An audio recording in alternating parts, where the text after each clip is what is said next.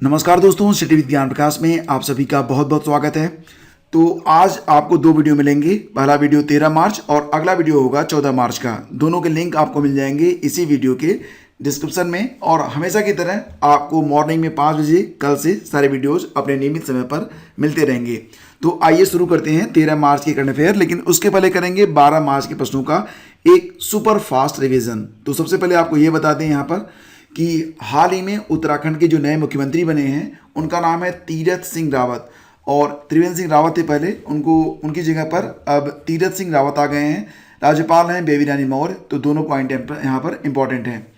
आज़ादी के 75वीं वर्षगांठ पर देश भर में शुरू किए गए हैं अमृत महोत्सव, और इसकी शुरुआत की गई 12 मार्च से साबरमती आश्रम से। ये काफ़ी इंपॉर्टेंट होगा एग्जाम्स के लिए।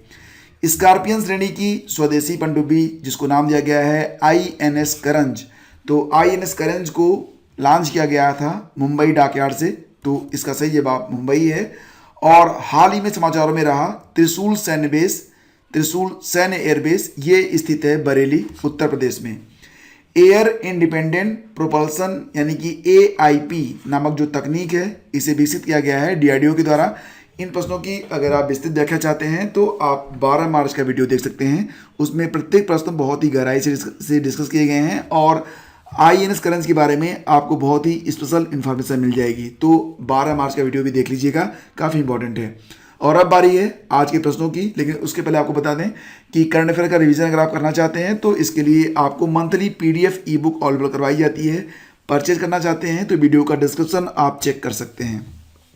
पहला क्वेश्चन बहुत ही अच्छा है। क्वेश्चन होगा कि the 4th global Ayurveda festival, इसको कहेंगे GAF 2021। तो ये देखिए चौथा संस्करण होगा 2021 में, याद रखिएगा, बहुत ही इंपॉर्टेंट है। तो इसे हाल ही में संबोधित किया है प्रधानमंत्री नरेंद्र मोदी जी ने। तो विकल्प A यहाँ पर बिल्कुल करेक्ट है। आपको बता दें कि चौथे ग्लोबल आयुर्वेदा फेस्टिवल का शुभारंभ 12 मार्च को किया गया था और ये चलेगा 19 मार्च तक।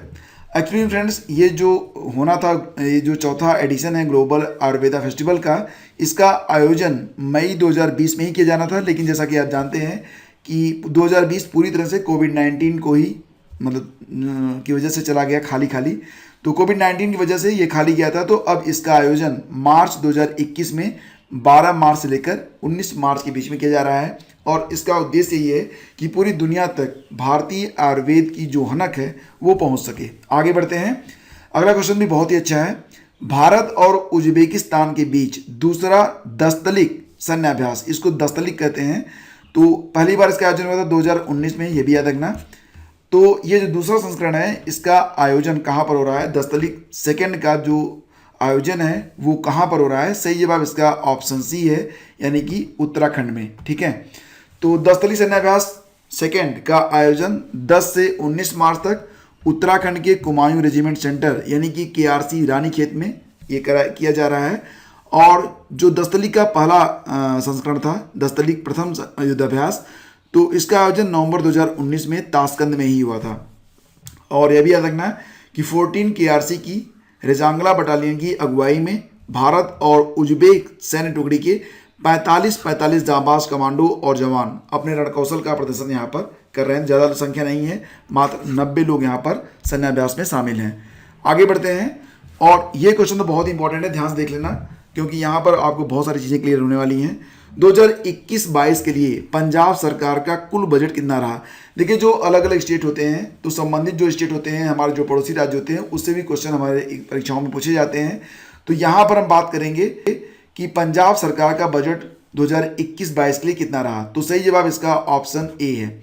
कुल 1,68,015 करोड़ रुपए बजट रहा पंजाब सरकार का। और 69,000 करोड़ रुपए का बजट अभी हाल ही में यानी कि 8 मार्च को दिल्ली सरकार ने पेश किया है। तो ये जो बजट है ये दिल्ली से जुड़ा हुआ है, ये भी आपको पता होना चाहिए। और उत्तर प्रदेश का जो कुल बजट रहा था, ध्यान रखना, उसमें 5,50,270.78 करोड़ रुपए का बजट उत्तर प्रदेश सरकार ने पेश किया है। और ये भी याद रखना कि उत्तर प्रदेश का यह अब तक का सबसे बड़ा बजट है। और मध्य प्रदेश सरकार ने भी अपना जो बजट पेश किया है उसकी कुल जो मतलब उसका जो कुल आकार है वो कितना है? 2,41,375 करोड़ रुपए। तो ये चारों पॉइंट आपके लिए काफ़ी इंपॉर्टेंट है, इसको आप याद रखना। और पीडीएफ अगर आप डाउनलोड करना चाहते हैं तो आप इस वीडियो का डिस्क्रिप्शन या फिर सिंपली आप हमारे टेलीग्राम चैनल पर आ सकते हैं। आगे बढ़ते हैं। पंजाब के मुख्यमंत्री अमरिंदर सिंह हैं, ये भी याद रखना। और राज्यपाल हैं बीपी सिंह बदनौर, वित्त मंत्री हैं मनप्रीत सिंह बादल। तो ये सारे पॉइंट मैं आपको बार बार इसलिए बताता हूँ ताकि आप हर राज्य से परिचित रहें। हाल ही में किसे 2021 के लिए यूनाइटेड नेशन का एक्सटर्नल ऑडिटर कमेटी का चेयरमैन यानी कि संयुक्त राष्ट्र के बाहरी लेखा परीक्षकों के पैनल का अध्यक्ष नियुक्त किया गया है? तो तस्वीर आप पहचानते होंगे और ये हैं जीसी मुर्मू यानी कि गिरीश चंद्र मुर्मू। तो ऑप्शन बी यहाँ पर बिल्कुल सही है। तो भारत के नियंत्रक और महालेखा परीक्षक यानी कि सीएजी गिरीश चंद्र मुर्मू को वर्ष 2021 के लिए संयुक्त राष्ट्र के बाहरी लेखा परीक्षकों की समिति का चेयरमैन पुनर्नियुक्त किया गया है। पुनर्नियुक्त का मतलब होता है कि 2020 में भी यही थे, तो सीएजी को 2020 के लिए भी समिति के चेयरमैन के रूप में चुना गया था। तो ये इनका लगातार दूसरा कार्यकाल होगा। अभी इस समिति में कुल 13 देश हैं, जिसमें भारत, जर्मनी, चिली, चीन, Britain, France, Philippines, Switzerland, Italy, Ghana, Indonesia, Canada और रूस शामिल हैं। सीएजी का दायित्व चेयरमैन के रूप में समिति के सदस्यों के बीच सहयोग और समन्वय के उद्देश्य को प्राप्त करने और सदस्यों के बीच ऑडिट के तरीकों और निष्कर्षों पर सूचना के आदान प्रदान में एक महत्वपूर्ण भूमिका निभाना है। संयुक्त राष्ट्र महासभा ने 1959 में बाहरी लेखा परीक्षकों के पैनल की स्थापना की थी और जीसी मुर्मू 1993 से लेकर 1999 और 2014 से लेकर 2020 तक यूनियन बोर्ड ऑफ ऑडिटर्स में भी शामिल रहे हैं। वर्तमान में वो विश्व स्वास्थ्य संगठन जिनेवा में 2020 से 2023 तक और खाद्य एवं कृषि संगठन जिसको आप एफओ कहते हैं, जिसका मुख्यालय मिलेगा आपको रोम में, तो 2020 से लेकर 2025 तक के बाहरी ऑडिटर भी हैं। तो बहुत ही प्रतिष्ठित पदों पर काम कर चुके हैं गिरीश चंद्र मुर्मू जी। आगे बढ़ते हैं। 10 मार्च को गूगल ने उडुपी रामचंद्र राव को डूडल से सम्मानित किया। अगर आपने 10 मार्च को गूगल खोला होगा, गूगल सर्च, तो इस प्रकार से एक डूडल आपको दिखाई दिया होगा। यहाँ पर क्वेश्चन ये है कि उडुपी रामचंद्र राव को भारत का क्या कहा जाता है, कौन सी संज्ञा दी जाती है? तो जैसा कि यहाँ पर आप जानते हैं, भारत के मिसाइल मैन कहे जाते हैं हमारे पूर्व राष्ट्रपति डॉक्टर एपीजे अब्दुल कलाम जी, और भारत के मेट्रो मैन ये कहे जाते हैं श्रीधरन जी। तो भारत सैटेलाइट मैन कौन है? यही है उडुपी रामचंद्र राव। तो ये याद रखना आप, ऑप्शन सी यहाँ पर बिल्कुल करेक्ट है। तो 10 मार्च को भारत के सैटेलाइट मैन का 89वां जन्मदिन था। प्रोफेसर राव का जन्म 10 मार्च 1932 को कर्नाटक राज्य के उडुपी जिले के अडामारू इलाके में हुआ था। प्रोफेसर राव भारत के पहले अंतरिक्ष वैज्ञानिक और भारतीय अंतरिक्ष अनुसंधान संगठन यानी कि इसरो के अध्यक्ष थे। ये याद रखना कि 1975 में जो पहला उपग्रह लॉन्च हुआ था भारत का, आर्यभट्ट, तो पहले उपग्रह आर्यभट्ट का अंतरिक्ष में सफल प्रक्षेपण भी इन्हीं की अगुवाई में किया गया था। बहुत ही इंपॉर्टेंट, इसको जरूर आपको याद रखना है। आगे बढ़ते हैं। महाशिवरात्रि को हेरथ उत्सव के नाम से किस राज्य में सेलिब्रेट किया जाता है? हेरथ उत्सव। तो दोस्तों हेरथ उत्सव जो होता है ये मनाया जाता है जम्मू और कश्मीर में। तो ऑप्शन सी यहाँ पर सही है। तो याद रखना कि ये कुल मिला के 3 दिन तक चलता है ये त्यौहार। और महाशिवरात्रि जो होता है इसके बारे में आप निश्चित जानते होंगे, शिव पार्वती का विवाहोत्सव होता है, तो इसे महाशिवरात्रि के नाम से संपूर्ण भारत में सेलिब्रेट किया जाता है। उत्तर प्रदेश में किस योजना के लिए गोल्डन कार्ड बनाए जा रहे हैं? तो ये याद रखना कि अगर संबंधित है आप तो याद रख लेना कि 10 से लेकर 24 मार्च तक गोल्डन कार्ड बनाए जा रहे हैं। और ये जो गोल्डन कार्ड हैं संबंधित हैं आयुष्मान भारत योजना से।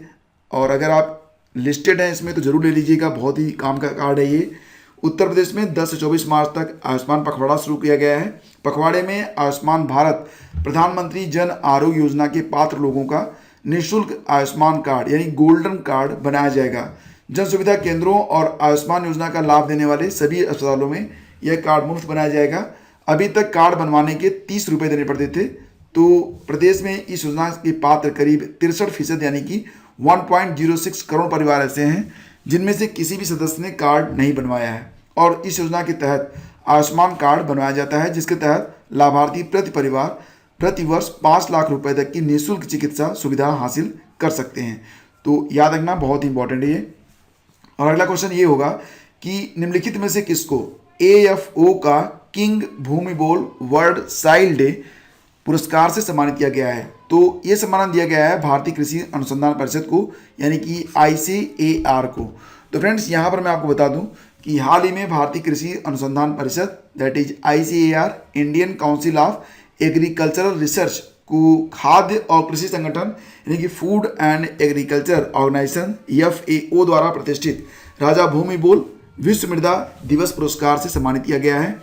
तो FAO ने ICAR में यह अंतर्राष्ट्रीय सम्मान वर्ष 2020 में विश्व मृदा दिवस यानी कि वर्ल्ड सॉइल डे के अवसर पर मृदा क्षरण रोको हमारा भविष्य बचाओ विषय पर मृदा स्वास्थ्य जागरूकता में योगदान के लिए देने की घोषणा की थी।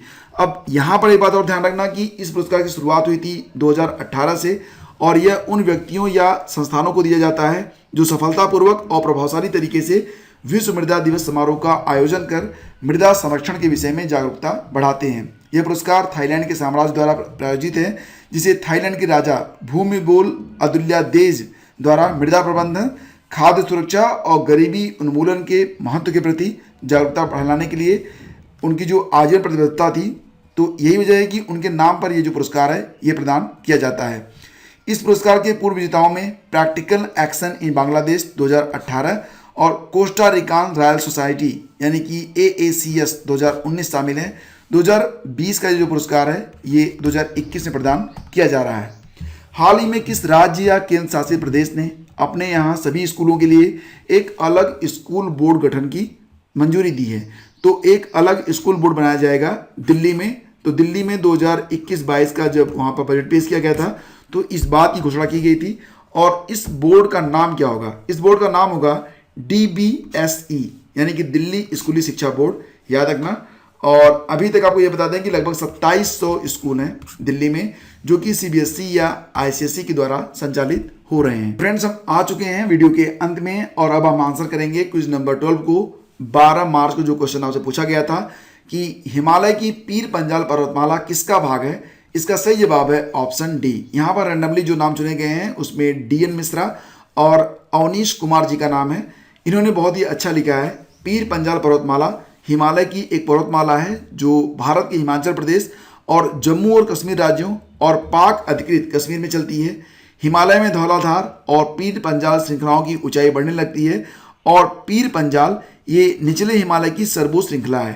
तो सही जवाब इसका ऑप्शन डी है। और अब बारी है क्विज नंबर 13 की। बताइए कि सिंधु नदी तथा सतलज नदी के बीच हिमालय का भाग क्या कहलाता है? 4 विकल्प हैं, असम हिमालय, पंजाब हिमालय, नेपाल हिमालय या फिर कुमायूं हिमालय। तो इसको हम आंसर करेंगे अपने अगले वीडियो में, यानी कि जो 14 मार्च का वीडियो होगा और इसका लिंक आपको मिल जाएगा इसी वीडियो के डिस्क्रिप्शन में। तो पूरा वीडियो आपने देखा, इसके लिए आपका धन्यवाद।